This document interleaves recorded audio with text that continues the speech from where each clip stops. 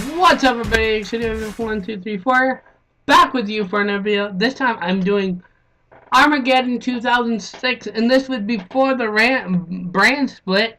So this is SmackDown presents Armageddon 2006. Man, if you saw me do my unboxing for these from High Spots of my last store, which I also got this in, our WrestleMania 26 poster, which I'm going to do a full office tour sometime in the near future, I hope. Excuse me. You see, I was ecstatic because this has two matches that I really have wanted to see on here. And one of them is actually the kickoff, which I didn't think was going to be the kickoff. It was MVP versus Kane, and I believe it was the second or third ever Inferno match. This match was good for being what it is, and of course they go to the outside. My MVP getting on the top rope and jumping over, and Kane following him. And then Kane goozles MVP and then just puts him in the fire. Kane picking up the victory in the First Blood match. Since this was right near Christmas, you had Teddy Long and the Divas, which in Teddy Long's office, I would assume, saying, you know what?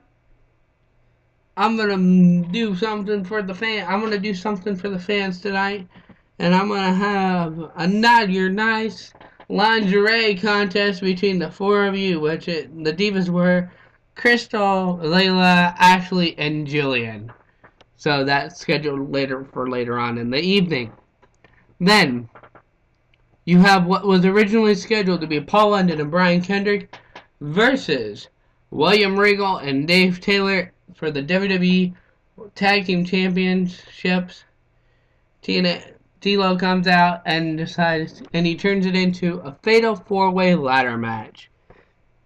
So you had a fatal four-way ladder match for the WWE Tag Team titles between champions Paul London and Brian Kendrick, William Regal and Dave Taylor, Eminem, and the Hardy Boys, who were united for that one night.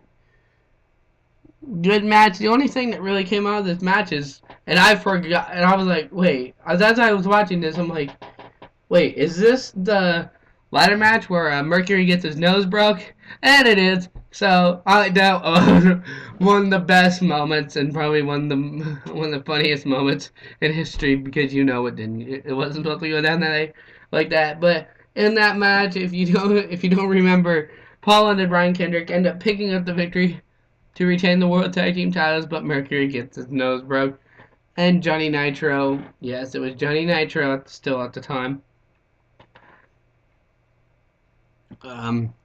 almost picked up the victory by himself. Then you have a Crystal backstage segment where she's just like, yeah, teasing, whatever.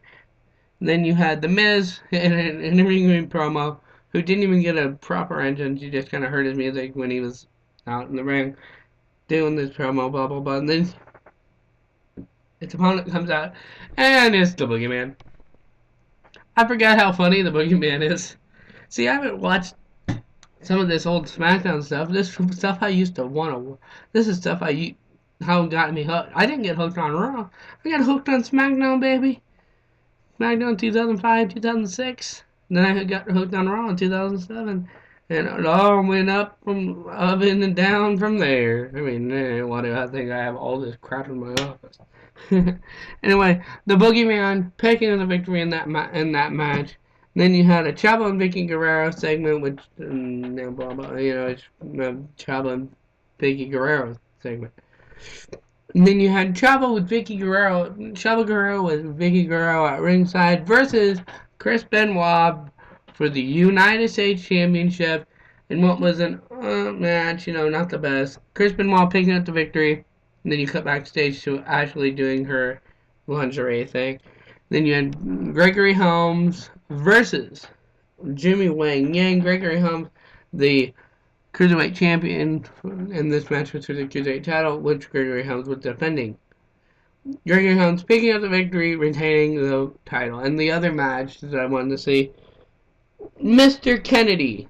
I'm probably floating out of frame right now. Mr. Kennedy versus The Undertaker in a last ride match. This match So intense. So intense. Man, sweet spots and blah blah blah. You know, not blah blah blah, but sweet spots. This was an awesome match. Undertaker picking up the victory in the end. Man, good match. Then you had, when we cut backstage, Booker T, Finlay, and Sharmell have a segment. Booker T and Finlay, like, who Finlay used to be in the King's Court, and they've had their falling out, blah blah blah. And basically, you don't backstab me, I won't backstab you was the whole point of that segment. Blah, you know. Then you have Santa coming out because Tila was like, the special room guest referee for the Naughty or Nice lingerie contest is Santa Claus. Blah blah blah. Then you have Crystal versus Layla versus Ashley versus Julian Hall in a Naughty or Nice lingerie contest, and they decided the winner was everybody in the arena. Yeah, Big Dick Johnson, who was he's kind of a mainstay, not really a wrestler, but still kind of a on-screen personality. Back in those days, was revealed to be Santa, and then him and the Divas kind of had a little dance segment after that. Then you move on to the main event. You had King Booker with Sharmell versus Finlay. And for the first time ever, two champions in the same ring that weren't facing in a tag team match. You had WWE Champion John Cena versus World Heavyweight Champion Batista, with Cena and Batista picking up the victory. Anyway, that was Armageddon 2006. Yeah, it seems kind of lame, but anyway, remember, keep watching XCW1234. I'm XCW1234. I'm a pro wrestling fan, not a fucking universe. Peace out.